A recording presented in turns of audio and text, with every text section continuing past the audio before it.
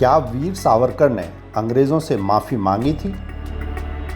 अक्सर कथित वामपंथी और कांग्रेसी ये दोहराते हुए नजर आते हैं कि वीर सावरकर ने अंग्रेज़ों से माफ़ी मांगी थी। वह बार बार यह बोलकर उनकी छवि को धूमिल करने का प्रयास करते हैं, लेकिन क्या यही वास्तविकता है?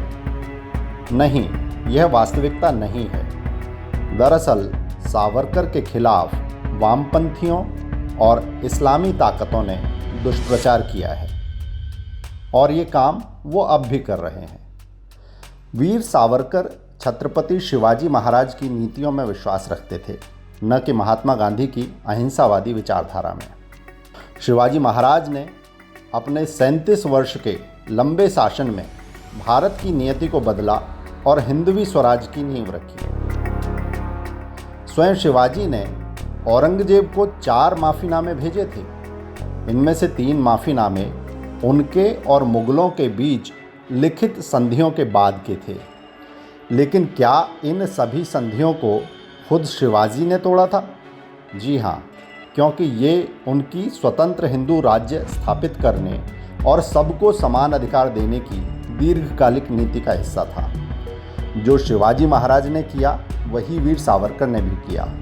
जब हम सावरकर की माफ़ी का आकलन करते हैं तब हमें सही नतीजे पर पहुंचने के लिए शिवाजी के तौर तरीकों के बारे में जानने की ज़रूरत पड़ती है। जब हम उनकी माफ़ी को देखते हैं तो पाते हैं कि उनका माफ़ीनामा खुद को जेल से बाहर रखने की राष्ट्रीय नीति से जुड़ा था, ताकि वे अपनी राष्ट्रीय दृष्टि को इस समाज के सामने, इस देश के सामने आगे ले जा सकें। विनायक दामोदर सावरकर शिवाजी के अनुयायी थे।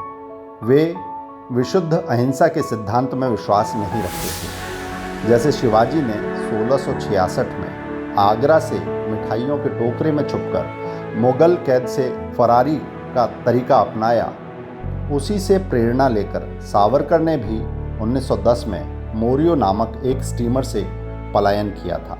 इस स्टीमर पर उन्हें लंदन में ब्रिटिश विरोधी गतिविधियों को बढ़ावा देने और मदन लाल ढींगरा द्वारा ब्रिटिश अफसर की हत्या के षड्यंत्र में शामिल होने के आरोप में ले जाया जा रहा था।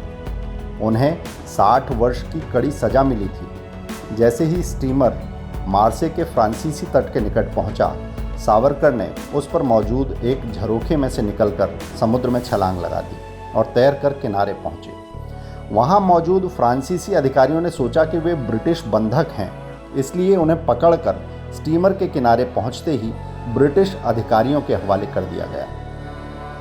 इस्लामिक और वहाबी तंजीमों ने हमेशा सावरकर और उनकी विचारधारा को नीचा दिखाने की कोशिश की है, क्योंकि वे ये अच्छी तरह से जानते हैं कि यदि उनके विचारों को हिंदुओं में फैला दिया जाए तो बहुसंख्यक समुदाय को विभाजित करने वाली या अपने उद्देश्यों की खातिर राष्ट्रीय भाव को कमज़ोर करने वाली ताकतों के पैरोकारों का काम लगभग असंभव हो जाएगा। इसलिए जब भी सावरकर का नाम सामने आता है, ये कूटनीतिकार एकजुट होकर उनकी छवि दागदार करने के लिए पूरे जोर से हमला बोल देते हैं। इस देश को एक रखने के लिए ज़रूरी है कि ऐसी चालों को समझा जाए ताकि देश की एकता खतरे में न पड़े और कोई हमें बहका न सके।